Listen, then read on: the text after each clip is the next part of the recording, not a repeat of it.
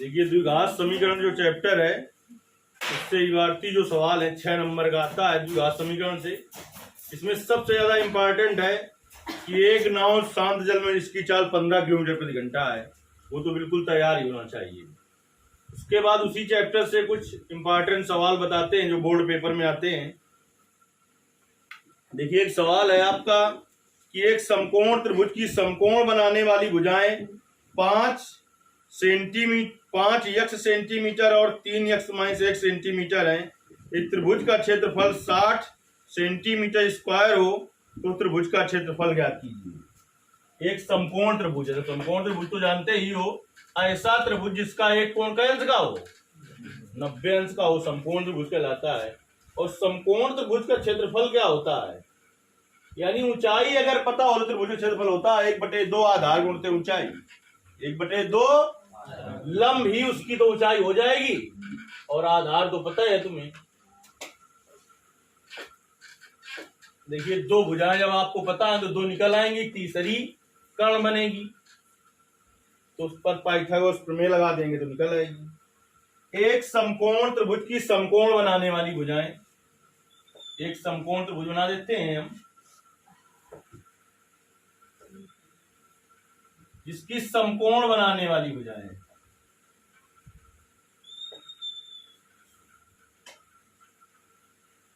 A B C एक त्रिभुज अगर है तो इसकी कौन कौन सी भुजाएं समकोण बना रही हैं, ए बी और बी सी। एक समकोण त्रिभुज की समकोण बनाने वाली भुजाएं, एक भुजा है 5x सेंटीमीटर और दूसरी भुजा है 3x-1 सेंटीमीटर, समकोण बनाने वाली भुजाएं। और क्षेत्रफल भी दे रखा है 60 सेंटीमीटर स्क्वायर, तो त्रिभुज की भुजाएं ज्ञात करनी है।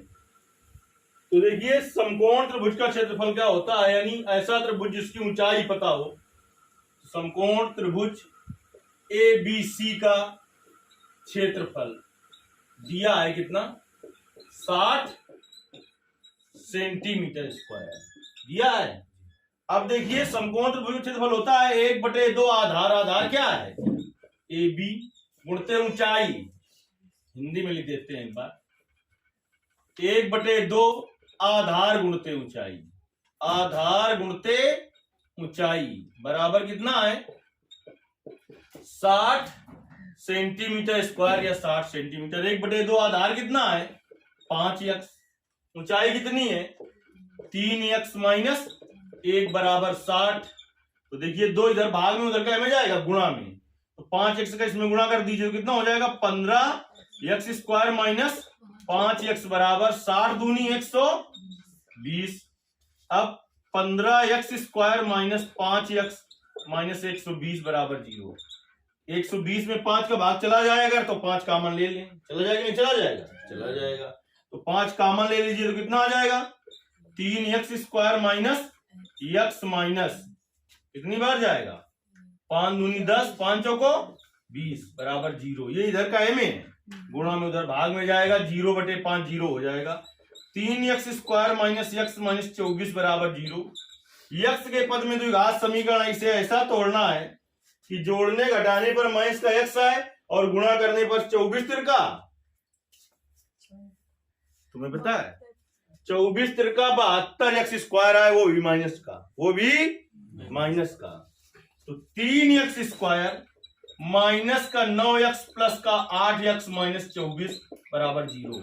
देखिए माइनस के 9x और प्लस के 8x दोनों को हल करिए तो माइनस का x आएगा, दोनों का गुणा करिए माइनस का 72x² आएगा, यानी सही आपने तोड़ा है। इन दोनों में कॉमन देखिए क्या हो जाएगा 3x तो आ जाएगा x - 3, इतना कॉमन लेंगे दूसरे क्वेश्चन में फिर आ जाएगा, तो प्लस का 8 तो x - 3 बराबर 0। अब क्या कॉमन हो जाएगा x - 3, तो दूसरे क्वेश्चन में क्या आ जाएगा 3x + 8 बराबर 0। तो देखिए जब x - 3 बराबर 0 तो x बराबर कितना आ जाएगा 3 सेंटीमीटर। फिर जब 3x + 8 बराबर 0 तो 3x बराबर -8, x बराबर -8/3।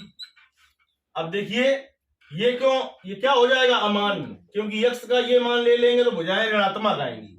कैसे आएंगी, ऋणात्मक लिखेंगे, x का ये मान लेने पर भुजाएं ऋणात्मक आएंगी। तो अब ज्ञात कर ले, तीनों भुजाएं ज्ञात करनी है। ए बी बराबर क्या है 5x, तो 5 गुणते x का मान 3, तो आ गया 15 सेंटीमीटर ए बी का। बी सी बराबर क्या है 3x माइनस 1, तो 3 गुणते x का मान 3 माइनस 1, 3 तिरका 9 माइनस 1 कितना आ गया 8 सेंटीमीटर। ये कैसा त्रिभुज है, दो भुजाएं ज्ञात हो गई, याद तो तीनों करना, समकोण त्रिभुज है। तो कर्ण भी ज्ञात करना है, 90 अंश के सामने भुजा, तो इस पर क्या लगा दे पाइथागोरस प्रमेय। समकोण त्रिभुज ए बी सी में पाइथागोरस प्रमेय से, पाइथागोरस प्रमेय से, देखिए पाइथागोरस प्रमेय लगा दीजिए इसमें, तो क्या होगा ए सी स्क्वायर बराबर A B square plus B C square. तो ए बी का मान 15 का स्क्वायर प्लस बी सी का मान 8 का स्क्वायर, 15 का स्क्वायर 225 प्लस 8 का स्क्वायर 64, 5 4 9 6 2 8 2 289। ए सी बराबर आ जाएगा अंडर रूट 289, तो ए सी बराबर प्लस माइनस कितना आएगा 17, लेकिन जो एसी एक भुजा है ऋणात्मक नहीं हो सकती है, तो एसी बराबर सीधे 17 सेंटीमीटर हो जाएगा। नीचे लिख देंगे त्रिभुज की भुजाएं 15 सेंटीमीटर कामा 8 सेंटीमीटर और 17 सेंटीमीटर होंगी। ये सवाल था, नहीं पढ़ाया गया, एक पेपर तक कहते रहोगे इसे। करिए इसको।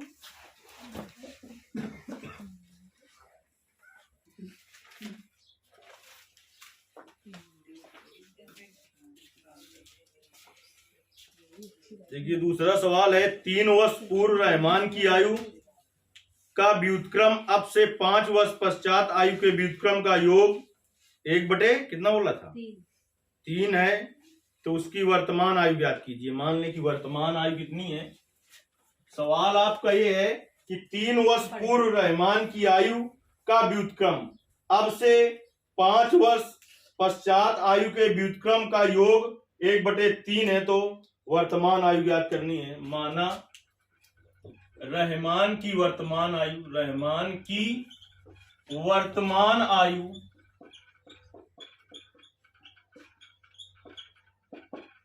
x वर्ष है, तो देखिए 3 वर्ष पूर्व आयु कितनी हो जाएगी, 3 वर्ष पूर्व आयु,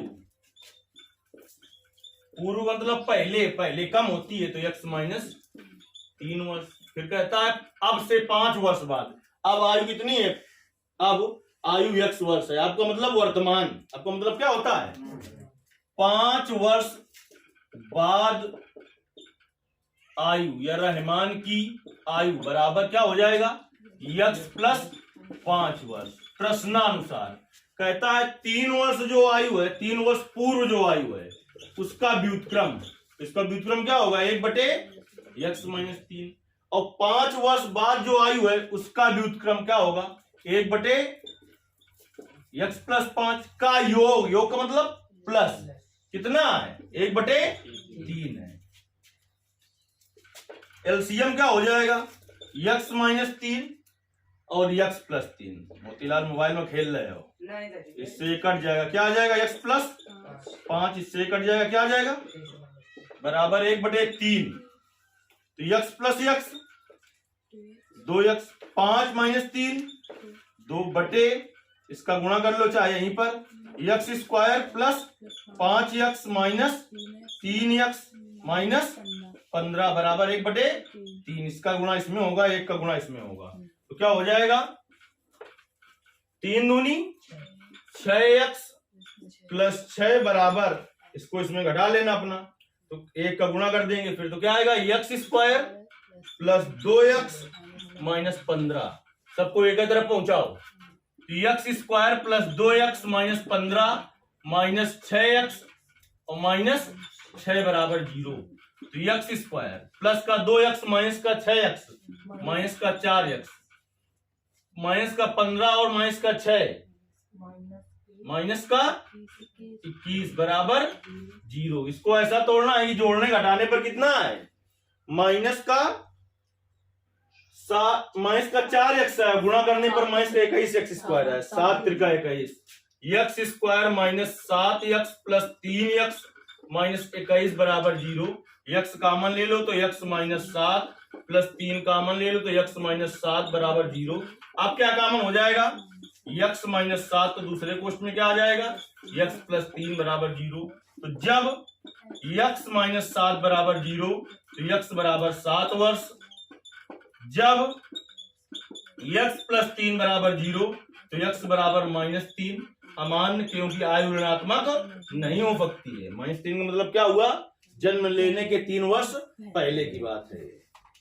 तो लिखेंगे रहमान की वर्तमान आयु कितनी है, 7 वर्ष है। ये हो गया आपका दूसरा सवाल। तीसरा सवाल भी इंपॉर्टेंट है क्योंकि कभी आता है दो क्रमागत संख्याएं, कभी आता है दो क्रमागत विषम संख्याएं और कभी आता है दो क्रमागत सम संख्याएं। तो पहले समझ लेना चाहिए कि क्या हम माने तो ज्यादा उचित रहेगा। दूसरा भी मान लें तो उत्तर आ जाता है, लेकिन बिल्कुल स्टैंडर्ड रूप क्या होगा उसको हम समझ लेते हैं। जैसे कि कभी कभी दो विषम मानना हो तो x प्लस 1 और x प्लस 3 मान लेते हैं, x नहीं x प्लस 1 और x प्लस 3। ऐसा मानने पर क्या होता है पहले समझ लीजिए कि x प्लस 1 और x प्लस 3 मान लो तो इसमें मान क्या लो, अगर विषम मान ले वाला कितना आएगा, विषम मान 1 ले लो तो क्या आ जाएगा 2 और 4 सम आ गया। और सम मान लो तो क्या आएगा, सम मान लो x के तो विषम आएगा, आएगा कि नहीं आएगा। यानी मान लो आप तो सही है सम के लिए, विषम के लिए ये और सम के लिए जो बताया गया आपको कि x प्लस 2 x प्लस 4 सम के लिए मान लो। तो इसमें देखो मान x का 1 रखो तो विषम नहीं आ जाएगा क्या, और सम रखो तो सम आएगा। लेकिन हम जो बता रहे हैं उसको सुन लीजिए। जब 3 क्रमागत संख्याएं माननी हो तो x प्लस 1 x प्लस 2 मानो। कब, जब ना सम हो ना विषम हो। 3 क्रमागत संख्याएं माननी हो तो क्या मानो, x प्लस 1 और x प्लस 2। 2 माननी हो तो ये वाली 2 मान लो। अगर 3 क्रमागत सम संख्याएं माननी है, क्या माननी है, सम संख्याएं माननी है तो मानो 2x प्लस 2 2x प्लस 4। अब 2 माननी हो तो ये मानो, इसमें मान x का सम रखो चाहे विषम, आएगा समय, रख के देख लो। x का मान सम रखो चाहे विषम, क्या आएगा, सम ही आएगा। 3 क्रमागत विषम संख्याएं माननी हो तो 2x प्लस 1 2x प्लस 3 और 2x प्लस 5 मानो। जब 2 अगर माननी हो ये मान लो। अब इसमें x का मान आप सम रखो चाहे विषम रखो, हर स्थिति में विषम ही आएगा, रख के देख लो ना। सम रखो चाहे विषम, विषम ही आएगा कि नहीं आएगा। तो हमेशा याद रखो 3 क्रमागत संख्याएं माननी हो तो ये मानो, 2 माननी हो तो शुरू वाली 2 ले लिया करो, सम माननी हो तो ये मानो और विषम माननी हो तो ये मानो। तो सवाल आपको कह रहा है 2 क्रमागत विषम पूर्णांकों के वर्गों का योग 394 है, तो संख्याएं याद कीजिए। मानेंगे, माना 2 क्रमागत विषम पूर्णांक 2x प्लस 1 और क्या है 2x प्लस 3 है। तब प्रश्नानुसार देखिए, तब प्रश्नानुसार 2 क्रमागत पूर्णांक विषम पूर्णांकों के वर्गों का योग, 2 क्रमागत विषम पूर्णांक के वर्ग करो और का योग का मतलब प्लस कितना है 394। तो विषम संख्या ज्ञात करनी है तो खोलो इसको, a प्लस बी का होल स्क्वायर क्या आएगा, a square plus B square plus 2ab, जब लगाओगे तो 4x आ जाएगा। इसको खोलिए, 4x स्क्वायर प्लस 9 और प्लस 2ab, 3 दूनी 6 दूनी 12x नहीं आएगा, 2ab करेंगे बराबर 394। अब देखिए x स्क्वायर वाले देखो कितना है 8x स्क्वायर, x वाला देखो 16x, अचर पद देखो इधर कितना है 1 और 9 10, इसको इधर ले आओ माइनस का 394 बराबर 0। 8x square plus 16x minus 294 बराबर 394 बराबर क्या है, बताया 394 माइनस का है और प्लस का 10 है तो कितना बचेगा 384। देखिए इसका आप गुणनखंड करेंगे तब भी दिक्कत पड़ेगी, और फिर आप धराचार लगाने चले जाओगे तो उससे कुछ फायदा नहीं है। अब नंबर तो इसमें उसको वास्तव में देना चाहिए, लेकिन हमने बताया कि चेक करने में तुम्हें बहुत बार बता चुके हैं कैसे कैसे लोग वहां पर बैठे हुए हैं।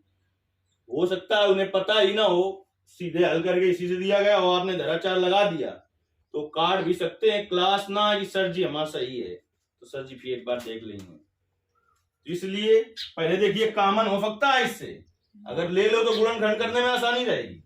तो इन दोनों में दिखाई पड़ रहा है, इसमें देखो 8 का भाग चला जाएगा तो 8 कॉमन ले लो, क्या आ जाएगा x square plus 2x minus 8 चौको कई बार जी 4 बार जाएगा ना, तो कितना बचा 6, 64 हो गया बराबर 0। 8 को उधर ले जाओ, 0/8 0 हो जाएगा, तो x square plus 2x minus 48 बराबर 0। देखिए x के पद में द्विघात समीकरण है, इसे ऐसा तोड़ना है कि जोड़ने घटाने पर प्लस का 2x आए लेकिन गुणा करने पर माइनस का 48x स्क्वायर आए। जाहिर सी बात है प्लस माइनस में टूटेगा तभी गुणक माइनस में आएगा, तो x square plus 8x minus 6x minus 48 बराबर 0। x कॉमन ले लीजिए तो x प्लस 8 माइनस 6 कॉमन ले लो तो x प्लस 8 बराबर 0। x प्लस 8 बाहर कर लीजिए, दूसरे क्वेश्चन में क्या आ जाएगा x माइनस 6 बराबर 0। तो लिखेंगे जब x प्लस 8 बराबर 0 तो x बराबर माइनस 8 अमान, क्यों? क्योंकि कैसा आने लगेगा, ऋणात्मक मान आने लगेगा। तो जब x माइनस 6 बराबर 0 तो x बराबर 6, यहां से आप छोड़ देंगे तो हमने बताया वास्तव में मैथ का टीचर होगा तो आधे नंबर दे देगा, और जो ऐसे चेक कर रहा है, चेक करते हैं जैसे हमने बताया 90% तुम्हें केस बता ही चुके हैं, तो उन्हें तो उत्तर चाहिए। और तुमसे पूछा क्या था उसने, विषम पूर्णांक। इसलिए देखिए पेपर में एक ही चांस मिलता है, इसके बाद ये नहीं होता कि हमें आता था, पूरा दिमाग वहीं पर एकाग्र रख के पूरा सवाल के लास्ट तक जाना है क्या वो पूछ रहा है। 2 क्रमागत विषम पूर्णांक पूछे तो लिखेंगे पहला विषम पूर्णांक, क्रमागत अब नहीं लिखेंगे, पहला विषम पूर्णांक क्या है, पहला विषम पूर्णांक 2x प्लस 1, तो 2 इंटू एक्स का मान 6 प्लस 1, 6 दूनी 12 1 13। आप लिखेंगे दूसरा विषम पूर्णांक क्या है 2x प्लस 3, तो 2x प्लस 3। अब देखिए 2 गुणते x का मान 6 धन 3, 6 दूनी 12 3 15। अब एक चीज समझ लीजिए कि ये बगल वाले से तुम्हें नहीं पूछना क्या आया है सही गलत, इस पर रखिए संतुष्ट कर दे, अगर इस पर रखो संतुष्ट कर दे अगर तो तुम्हारा उत्तर सही है। तो इसका मान कितना आया है 13, 13 का स्क्वायर कितना होता है 169 धन 15, 15 का स्क्वायर 225, जोड़िए 9 और 5 14, 4 6 2 8 1 9 2 1 3, उत्तर सही है। अगल बगल ताका झांकी करोगे फिर गलत हो जाएगा।